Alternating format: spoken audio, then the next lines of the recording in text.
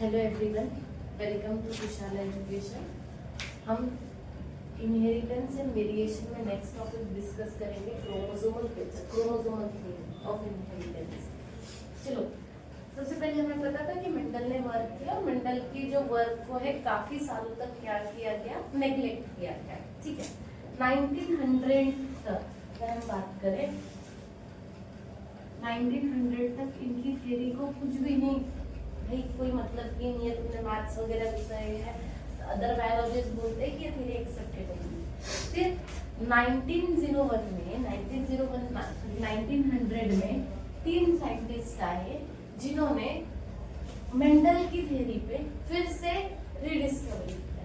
उन्होंने जो वर्क किया था उनको फिर से उनके वर्क को उन्होंने एनालाइज किया और उन्हें पता चला कि एक ऐसा जीन, जिसको फैक्टर बोला है, एक ऐसा फैक्टर होता है जो क्या करता है, कैरेक्टर का ट्रांसमिशन करता है, ट्रेट के लिए रिस्पॉन्सिबल रहता है। क्लियर है? जो भी कैरेक्टरिस्टिक्स है वो मेंशन करता है। क्योंकि देखो, जब माइक्रोस्कोपी एडवांस हो गई थी 1900 तक, माइक्रोस्कोप वगैरह के कारण माइक्रोस्कोपी एडवांस हो गई थी, तो 3 साइंटिस्ट आए, ह्यूगो डी ब्राइसेस, ट्रेचमार्क एंड कोरेन। कौन कौन? ट्रेचमार्क एंड कोरेन। फिर कोरेन,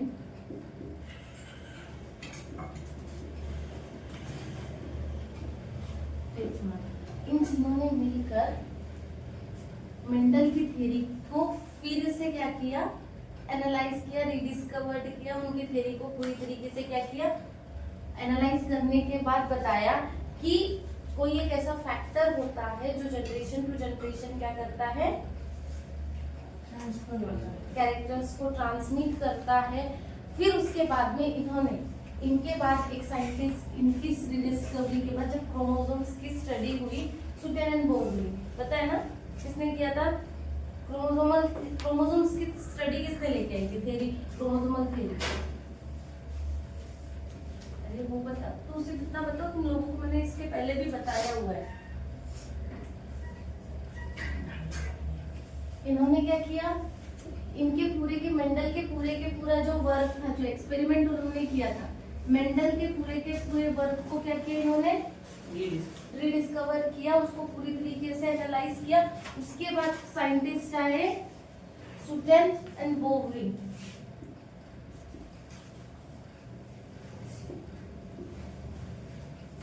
इन्होंने, सुटेन एंड बोवली ने क्या किया, इस थ्योरी को बताया, क्रोमोसोमल थ्योरी ऑफ इनहेरिटेंस। उनको पता चला कि जो न्यूक्लियस होता है, कोई भी लिविंग ऑर्गेनिज्म, जो भी सेल्स होती है, उनका जो न्यूक्लियस होता है, न्यूक्लियस में क्या प्रेजेंट होते हैं, क्रोमोसोम्स प्रेजेंट होते हैं। क्या प्रेजेंट होते हैं? क्रोमोसोम्स। इन क्रोमोसोम्स के बेस पे उन्होंने क्या बताया, उन्होंने पूरी की पूरी theory, chromosomal basis of inheritance, जिसमें न्यूक्लियस, 2 अलग अलग टाइप ऑफ, उन्होंने मेल और फीमेल को एक्सप्लेन किया कि जो मेल का जो गैमेट है, फीमेल का जो गैमेट है, उनके न्यूक्लियस में ही क्या प्रेजेंट होते हैं, क्रोमोसोम्स प्रेजेंट होते हैं। यही हमारे कैरेक्टर के लिए क्या रहते हैं, रिस्पॉन्सिबल रहता है। ये पूरी की पूरी स्टडी सुटेन एंड बोवली ने की। क्लियर है? कब? जब इसकी डिस्कवरी होगी, फिर इसके बाद भी क्रोमोसोम्स के बारे में पता चला। क्या होता है क्रोमोसोम? जेनेटिक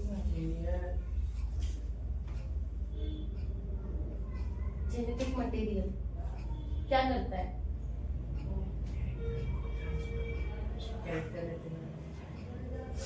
किस पे स्टडी किया था इन्होंने? ग्रास हॉपर पे स्टडी किया था। किस पे? ग्रास हॉपर पे स्टडी किया था।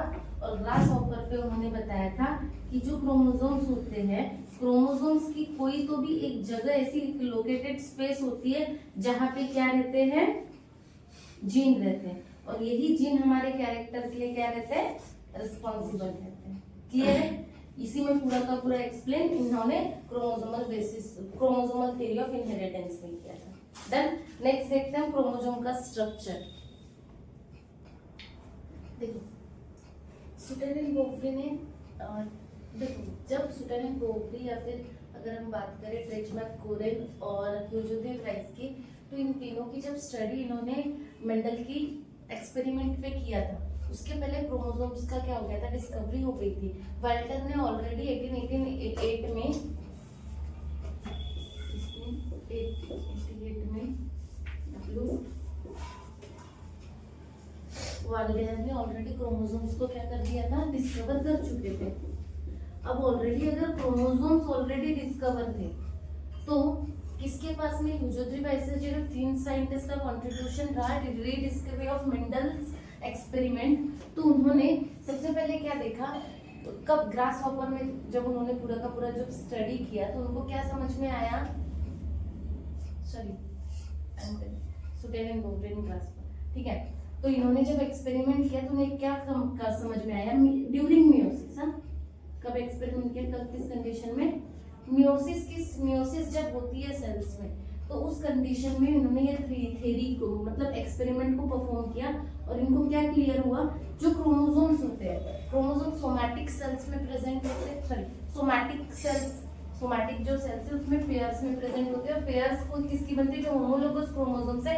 ड्यूरिंग सिग्रीगेशन सेल जब डिवाइड होती है तब हमें पता है, सेल डिवीजन में देखा था, ये सिंगल है, क्या होते हैं, होमोलोगस क्रोमोसोम अपनी पेयर बनाते हैं।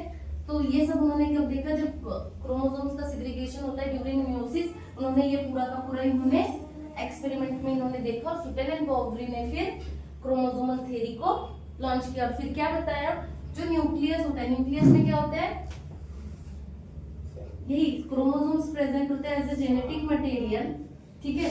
और ये जो क्रोमोसोम से विजिबल होते हैं ड्यूरिंग मियोसिस, जब सेल डिवीजन हो रहा है तब। मेटाफेज में मोस्टली हमने देखा था कि मेटाफेज में हमें विजिबल दिख जाते हैं क्रोमोसोम्स ज्यादातर, याद है ना, कितनी फेज थी, एनाफेज,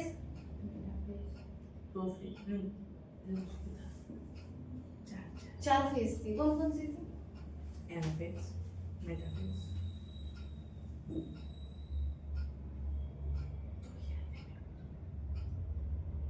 पीमैट,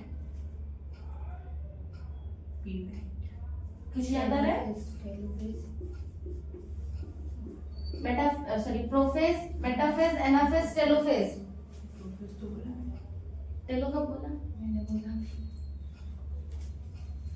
ठीक है। क्या कितने बार बोले कि क्या याद रखना है आपको सेल डिवीजन के लिए, पीमैट, क्लियर है।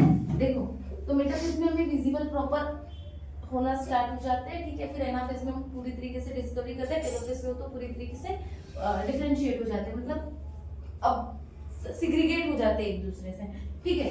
तो क्या समझ में आया, फीमेल और मेल इन दोनों में जो गैमेट का जो फॉर्मेशन होता है, फीमेल गैमेट मेल गैमेट में अलग अलग नंबर्स ऑफ क्रोमोसोम्स प्रेजेंट होते हैं, नंबर अलग अलग होती है। किसी में क्या होते हैं, डिप्लॉइड होते हैं, किसी में डिप्लॉइड होते हैं। मेनली जो गैमेट होता है, गैमेट जो फॉर्मेशन होता है, गैमेट हमेशा कैसा होता है, हेप्लॉइड होता है। बाद में 2 haploid male and female gamete मिलके अपना जो डिप्लॉइडी लेवल है वो फिर से क्या कर सकते हैं, प्लॉइडी लेवल डिप्लॉइड बना ही लेते हैं। ये हमें बताइए, ये सब उन्होंने किसने बताया, क्रोमोसोमल थ्योरी ऑफ इनहेरिटेंस। देखो वाल्टर ने क्रोमोसोम्स की स्टडी की, इनका नाम क्रोमोसोम्स क्यों रखा गया, क्रोमोफोर हमने बहुत बार देखा है, क्रोमा मतलब कलर और सोमा मतलब बॉडी, मतलब कैसी बॉडी है होती है, ये कलर्ड बॉडी होती है, ठीक है। इसका मेन काम क्या है, क्रोमोसोम्स को हेरिडिटी की इंफॉर्मेशन को ज्यादातर कैरी करता है, फंक्शन ही वही है, ट्रांसफर ऑफ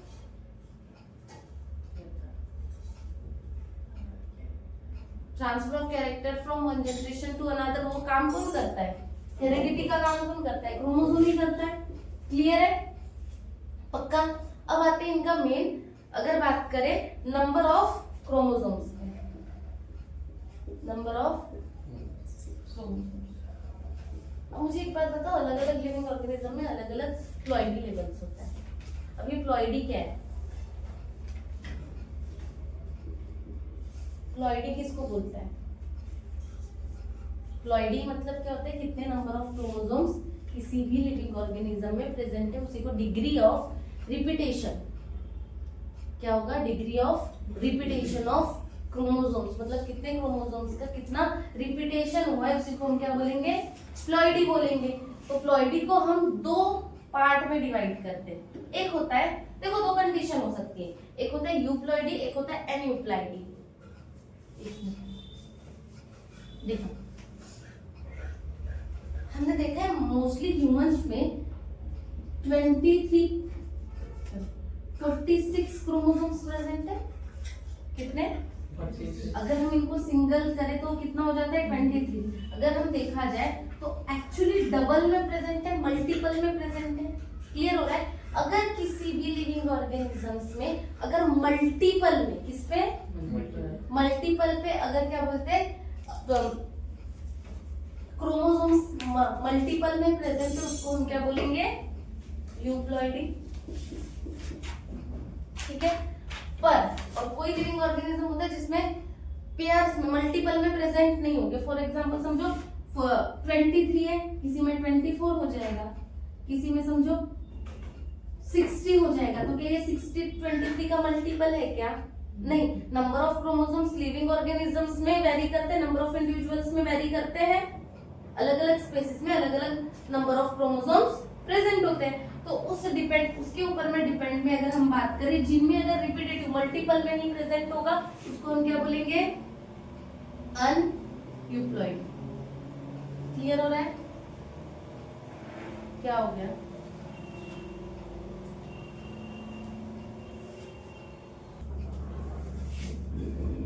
देखो क्या बोला हमने? प्लॉइडी क्या है? Degree of repetition in primary number of chromosomes, मतलब कितने नंबर ऑफ क्रोमोसोम्स है उसका डिग्री ऑफ रिपीटेशन है। रिपीटेशन ऑफ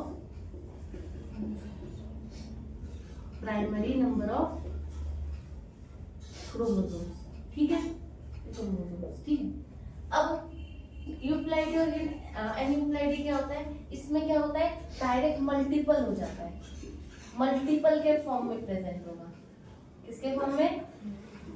इसमें मल्टीपल के फॉर्म में प्रेजेंट होगा। मल्टीपल हो रहा है पर क्या हो सकता है? या तो डिलीट हो जाए या तो ऐड हो जाए। इसमें क्या हो जाएगा? मल्टीपल के फॉर्म में क्या नहीं, नॉट इन मल्टीपल में नहीं है, पर क्या हो सकता है इस कंडीशन में? या तो ऐड हो जाए या तो डिलीट हो जाए कोई क्रोमोसोम। ठीक है, एक एक्स्ट्रा क्रोमोसोम ऐड हो जाए या क्रोमोसोम डिलीट हो जाए। समझ रहे हो? वो कंडीशन कहीं पे जाएगी? एनयूप्लॉइडी पर। यूप्लॉइडी अगर हम बात करें, यूप्लॉइडी को डिवाइड करते हैं 3 टाइप में। इसमें 3। पहला हेप्लॉइड, सेकेंड हेप्लॉइडी बोल सकते हो, और डिप्लॉइडी, उसके बाद पॉली पॉलीप्लॉइडी। डिप्लॉइडी। ठीक है, चलो हेप्लॉइड एल नहीं लगेगा? नहीं लगाया क्या मैंने? पॉली हो गया दोनों इसमें। इसमें भी ठीक है। ठीक है, सुनो, हिप्लॉइडी में क्या होगा? n number of chromosome, simple. उसमें जितने नंबर ऑफ क्रोमोसोम सिंगल में प्रेजेंट रहेंगे उसको हम क्या बोलेंगे? n। क्लियर है? डिप्लॉइडी में क्या हो जाएगा? Exact twice n। n is the number of chromosomes. n क्या है? Number of chromosomes.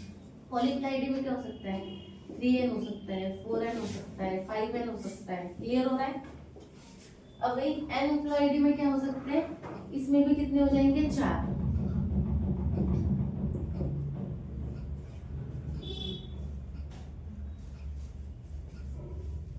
पहला हो जाएगा मोनोजोमी,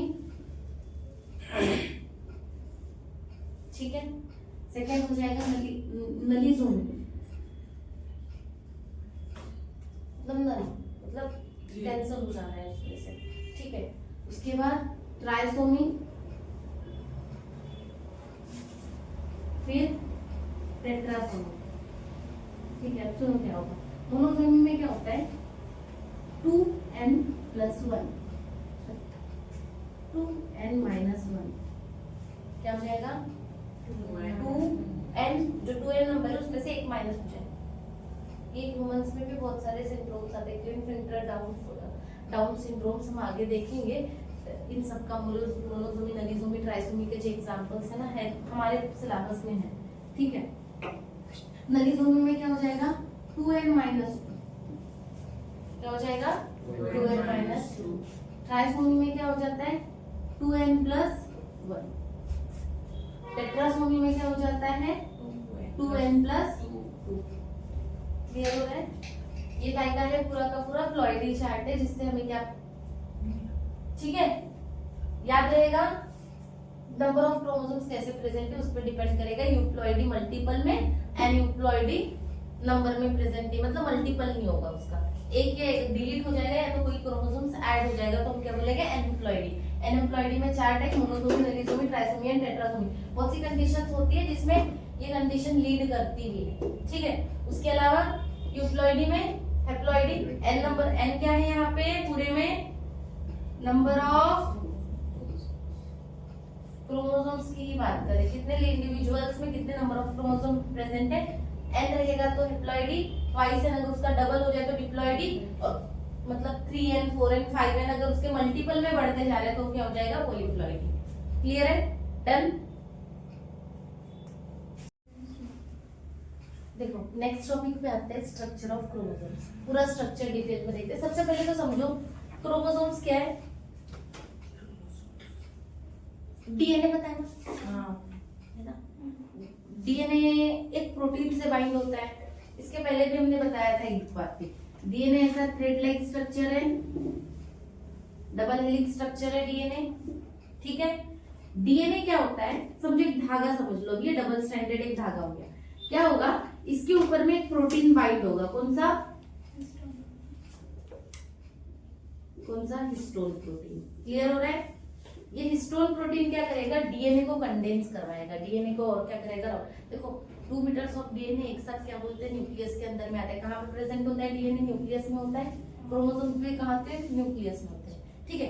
इतना बड़ा डीएनए आ नहीं सकता, क्या होता है वो कंडेंस होता है किससे, हिस्टोन प्रोटीन से। हिस्टोन प्रोटीन इसको बाइंड करता है, जैसे कि फॉर एग्जांपल अगर हम बात करें, ऊन देखे हो ना, उनमें देखो कितने सारे धागे मतलब माइक्रो फाइबर्स होते हैं उसमें। वुल, ठीक है, उसको ऊन बोलते हैं ना हिंदी में, ठीक है। वुलन को अगर आप देखोगे तो बहुत सारे धागे से एक मोटा ऐसा धागा बना होता है। क्लियर? सेम डीएनए, एक सिंगल फाइबर को आप डीएनए कंसीडर करो, हिस्टोन प्रोटीन ने बाइंड किया और उसको क्या बना दिया, कंडेंस स्ट्रक्चर बना दिया। क्लियर? ये कंडेंस स्ट्रक्चर बनते बनते ऐसे क्रोमोसोम्स का स्ट्रक्चर ले लेता है। क्लियर हो रहा है क्या? इस तरीके से ये पूरा, इसके अंदर में क्या रहता है, डीएनए रहता है, डबल स्ट्रैंडेड डीएनए रहता है। क्लियर हो रहा है क्या? ऐसा इतना डन है, ठीक है। अगर हम बात करें डीएनए के, डीएनए बोल रही हूँ, डीएनए अंदर में जो पूरी तरीके से डबल स्ट्रैंडेड जो क्रोमोसोम्स के अंदर में कंडेंस फॉर्म में रहते हैं उसको हम क्या बोलते हैं, क्रोमोनेमाटा। क्या बोलोगे? क्रोमोनेमाटा। क्लियर है? ये double stranded हेलिक condense structure of DNA है। और डीएनए पे हमें क्या पता है, जीन्स प्रेजेंट होते हैं पर्टिकुलर कैरेक्टर को डिफाइन करने वाले, ये बात भी पता है। क्लियर है? अब सुनो, ये जो क्रोमोसोम्स जो है उसके बीच में एक डिवाइडिंग यूनिट होता है जिसको बोलते हैं सेंट्रोमियर। क्या बोलते हैं? सेंट्रोमियर। सेंट्रोमियर के ऊपर में ही एक डिस्क लाइक शेप का एक प्रोटेक्टिंग होता है जिसको हम बोलते हैं काइनेटोकोर। जैसे कि समझो ये है हमारा प्राइमरी कंस्ट्रिक्शन को ही हम क्या बोलते हैं, सेंट्रोमियर। सेंट्रोमियर के ऊपर में एक डिस्क लाइक स्ट्रक्चर होता है जिसको हम क्या बोलते हैं, काइनेटोकोर। इसी से स्पिंडल फाइबर आके क्या होता है, during cell division spindle fibre किससे अटैच हो जाता है, काइनेटो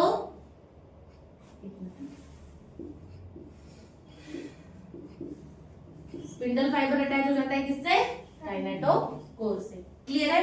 दिख रहा है?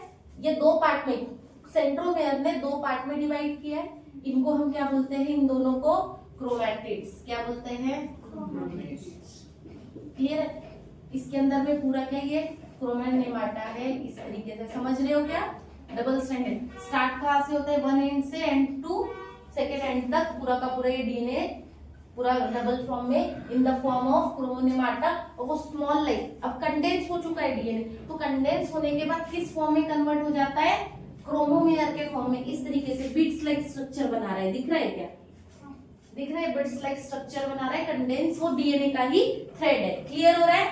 अब देखो दो पार्ट्स में डिवाइड किया, उसको हम क्या बोले, क्रोमैटिड्स, और अंदर ये जो डार्क रीजन जो ये प्रेजेंट होता है उसको हम क्या बोलते हैं, मैट्रिक्स।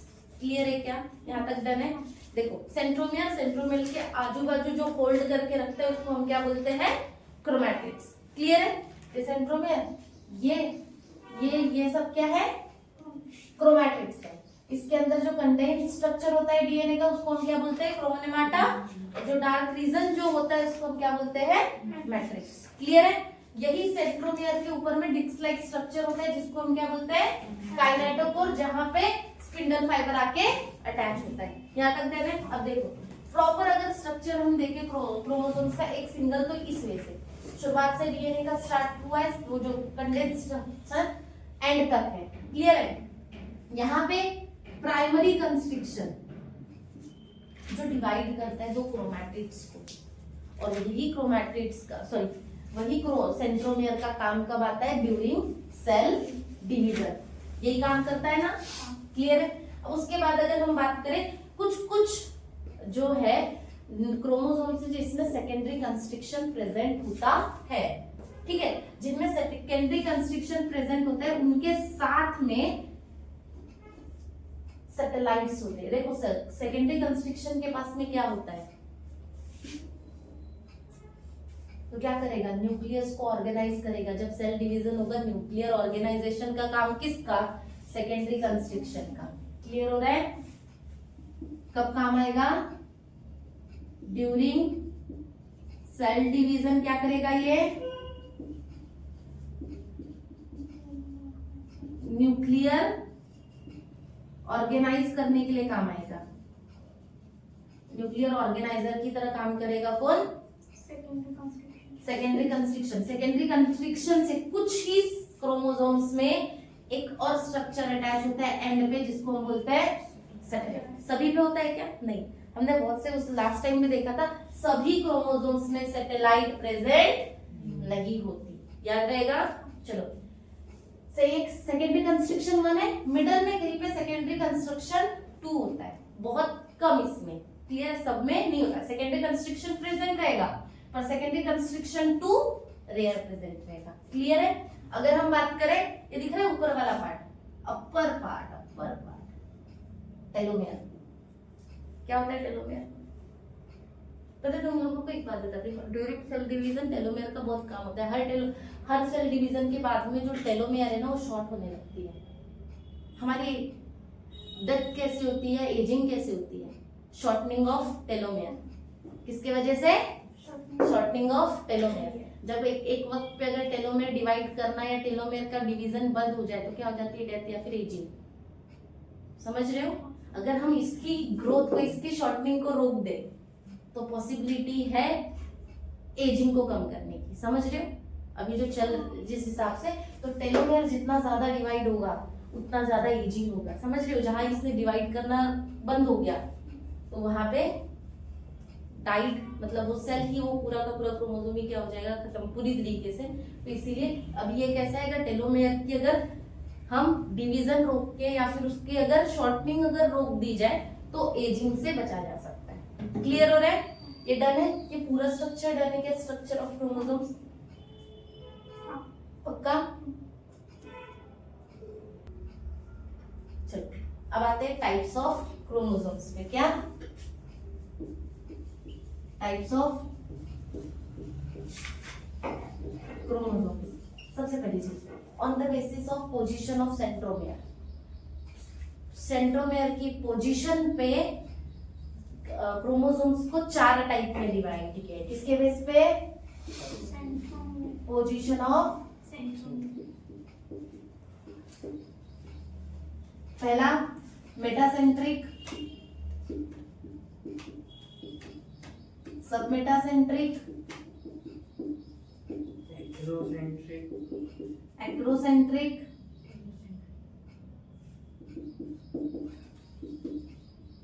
और टेलोसेंट्रिक। क्लियर है? देखो मेटासेंट्रिक में क्या होता है, इस तरीके से मिडल में क्रोमैटिड्स के मिडल, क्रोमैटिड्स है दोनों को इक्वल पार्ट में डिवाइड किया, सेंटर में प्रेजेंट रहेगा। और कैसा बनाएगा ये स्ट्रक्चर, इस तरीके से घर बनाएगा ना, वी शेप। ये कैसा होता है, वी शेप्ड बनाता है। और कहाँ प्रेजेंट होता है, सेंटर। सॉरी, सेंट्रोमियर कहाँ प्रेजेंट होता है, सेंटर में। ठीक है, सब मेटासेंट्रिक। सेंटर से थोड़ा ऊपर कहाँ होगा, और कैसा स्ट्रक्चर बनाएगा, एल बनाएगा कि जे बनाएगा, एल स्ट्रक्चर बनाएगा। क्या बनाएगा, एल शेप्ड बनाएगा। और कहाँ, अब सेंटर से थोड़ा सा कैसा स्ट्रक्चर बनाएगा, इस तरीके का बनाएगा। ठीक है, ये क्या, थोड़ा एक्रोसेंट्रिक, जे शेप,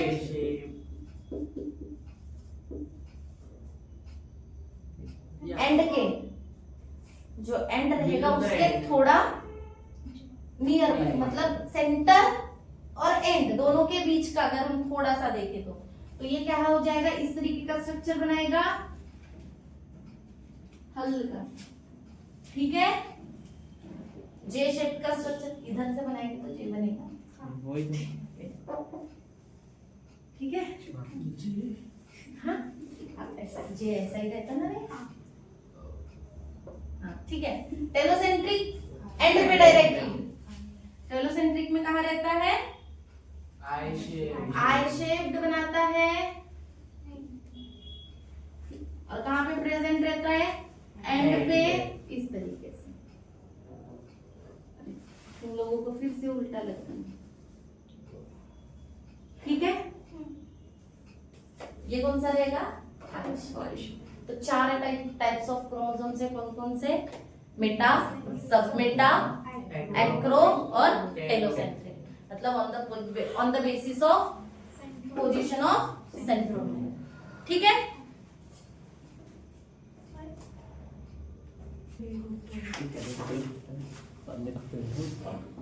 कर दिया, क्या हो गया,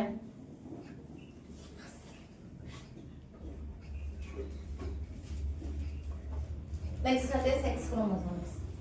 चलो देखो, अदर देन हम ह्यूमंस की बात करते हैं। ह्यूमंस जो है उसमें कितने क्रोमोसोम्स होते हैं, 46 23 पेयर। ठीक है, ये जो 23 पेयर है उसमें से जो 1 पेयर होती है, मतलब 2 जो क्रोमोसोम्स होते हैं वो क्या होते हैं, ऑलोसोम्स होते हैं। और बाकी जो 22 पेयर्स होती है वो क्या होते हैं, ऑटोसोम्स। ठीक है, ऑलोसोम्स मतलब ही सेक्स क्रोमोसोम। ठीक है, ह्यूमंस में 2 different types of chromosome present होते हैं। एक होता है एक्स क्रोमोसोम और एक होता है वाई क्रोमोसोम। क्लियर है? 22 पेयर ऑटोसोम्स जो हमारे जनरल कैरेक्टर को डिटरमाइन करती, और एक पेयर, एक सिर्फ 2 जो क्रोमोसोम्स है जो हमारे किसको डिटरमाइन करते हैं, सेक्स को, मेल है या फीमेल। ठीक है, मेल है या फीमेल। क्लियर है? बाकी सब हमारे character, only 1 chromosome decide our sex. ठीक है, अब देखने आते हैं क्रोमोसोम्स में एक्स और वाई। अगर एक सिंपल एक बात, अगर एक्स क्रोमोसोम की पेयर रही तो फीमेल, एक्स वाई की पेयर रही तो, इससे क्या समझ में आ रहा है, ये कैसा है, होमो जाइगस और ये हेटेरोजाइगस। मतलब मेल कैसे होते हैं, हेटेरोजाइगस होते हैं, और फीमेल होमोजाइगस होगी। क्लियर है? इसके पास में 2 एक्स क्रोमोसोम, इनके पास में 1 एक्स 1 वाई। क्लियर है यहाँ तक? अब देखो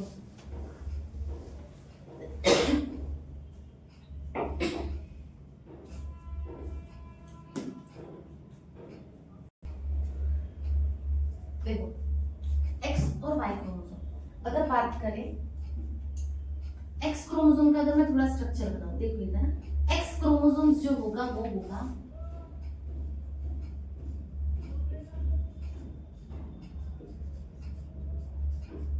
मेटासेंट्रिक। क्या होता है मेटासेंट्रिक?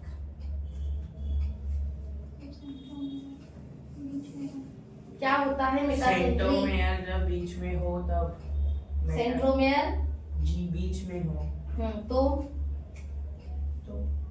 मेटासेंट्रिक। पक्का? और वाई क्रोमोसोम कैसा होता है? एक्रोसेंट्रिक। मतलब कौन सा शेप? टेलो मतलब आए होगा।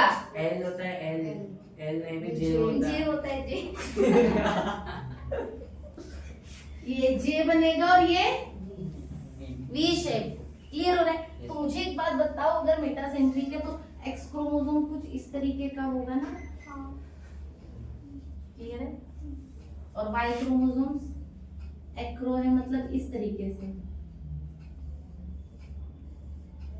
यही होगा। नहीं क्यों नहीं? सिर्फ तो बता दे। ये बाबा जे है ना, एक्रो ही तो है ये। और ये बरोबर देखो, मैंने सेंट्रोमेयर मिडल में लिया और ये थोड़ा सा ऊपर और बीच में। इनमें 2 पार्ट होते हैं, एक होमोलोगस पार्ट होता है और एक नॉन होमोलोगस पार्ट होता है। ठीक है?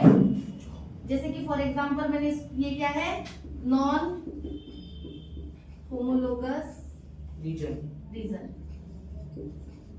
ये होमोलोगस रीजन। क्या होते हैं ये दोनों रीजन? ऐसा रीजन जिसमें सेम टाइप का जीन प्रेजेंट हो, एक ही तरीके से सिमिलर जीन प्रेजेंट हो। इस रीजन में क्या रहेंगे? सिमिलर जीन प्रेजेंट रहेंगे, इसमें डिसिमिलर जीन प्रेजेंट रहेंगे। क्लियर हो रहा है क्या? ये डन है होमोलोगस नॉन होमोलोगस। अब देखते हैं इसमें यूक्रोमैटिक्स और हेट्रोक्रोमैटिक्स के बारे में।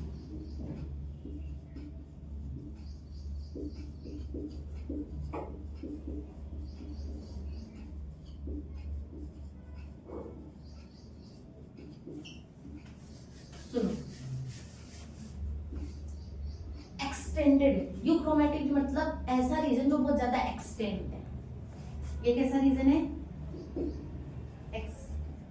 एक्सटेंडेड रीजन है।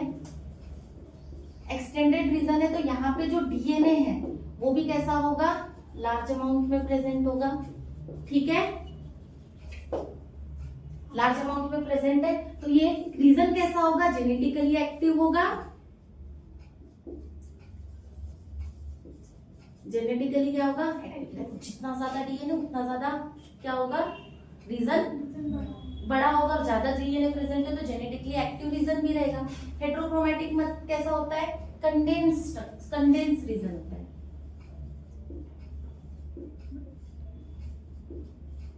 क्लियर हो रहा है? तो कंडेंस है, डीएनए कम प्रेजेंट होगा, जेनेटिकली कम एक्टिव होगा। अब अगर हम बात करें एक्स क्रोमोसोम की, एक्स क्रोमोसोम में यूक्रोमैटिन रीजन कैसा होता है? ज्यादा प्रेजेंट होता है। और हेट्रोक्रोमैटिक रीजन स्मॉल अमाउंट में होता है। क्लियर हो रहा है? तो मुझे एक बात, और वाई क्रोमोसोम्स में अगर मैं बात करूं तो हेट्रोक्रोमैटिन का जो रीजन है वो ज्यादा है, मतलब कंटेंट स्ट्रक्चर ज्यादा है तो डीएनए कम होगा। तो ज्यादा इन दोनों में से जेनेटिकली एक्टिव सबसे ज्यादा कौन होगा? क्लियर है? क्यों? क्योंकि due to presence of excess amount, more amount of euchromatin. Clear है? ये डन है। तो ये स्ट्रक्चर है किसका? एक्स एंड वाई क्रोमोसोम का। याद रहेगा? और इसी के बेस पे हमें आगे सेक्स डिटरमिनेशन वगैरह पूरा का पूरा ह्यूमंस और बाकी इसमें देखना है। ये बाकी याद है? 22 प्रोपेयर्स ऑटोसोम्स, 1 पेयर ऑलोसोम्स, जिसको हम सेक्स क्रोमोसोम, 2 मुख्य कौन से क्रोमोसोम से? X and Y. X chromosome metacentric होता है, वाई डन है इतना पक्का। होमोलोगस रीजन्स में क्या होता है, similar type of gene present होते हैं। नॉन होमोलोगस रीजन में डिसिमिलर, एक जैसे जीन नहीं होते इसलिए नॉन होमोलोगस है। होमोलोगस मतलब एक जैसा। क्लियर हो रहा है। तो दो पार्ट्स होते हैं, दो रीजन्स होते हैं, यूक्रोमेटिन और हेटेरोक्रोमेटिन। यूक्रोमेटिन मतलब एक्सटेंडेड रीजन बहुत ज्यादा, जहां पे डीएनए का अमाउंट बहुत ज्यादा प्रेजेंट है। हेटेरोक्रोमेटिन मतलब कंडेंस रीजन, जहां पे डीएनए का रीजन मतलब कंडेंस है। ऑब्वियसली जगह उसके पास ऑलरेडी नहीं है तो डीएनए भी कैसा रहेगा, कम प्रेजेंट रहेगा और वो लेस एक्टिव रीजन रहेगा। तो एक्स क्रोमोसोम के बाद सबसे ज्यादा प्रेजेंट है यूक्रोमेटिन, तो सबसे ज्यादा genetically active x chromosome. Clear है, डन है। यहाँ पे हमारा पूरा का पूरा क्रोमोसोम वाला जो पार्ट है, क्रोमोसोमल थ्योरी का पार्ट यहाँ पे डन होता है। क्रोमोसोमल थ्योरी में हमें अभी जो नेक्स्ट देखना है, लिंकेज पढ़ना है। क्या पढ़ना है, लिंकेज एंड क्रॉसिंग ओवर हमारा पार्ट बचा है, जिसमें हमें ड्रोसोफिला याद आ रहा है। ड्रोसोफिला कौन था, मेलानोब्लास्टर, ड्रोसोफिला मेलानोगास्टर। क्या किया था, आई के कलर पे किया था ना, किसने किया था, नाम भूल गए तुम लोग। किया था। हाँ, किसने किया था, साइंटिस्ट का नाम DH Morgan. TH Morgan experiment किया था ना ड्रोसोफिला मेलानोगास्टर पे। क्रॉसिंग ओवर देखना है उसमें। क्लियर है, वो हम नेक्स्ट लेक्चर में डिस्कस करेंगे। Thank you so much.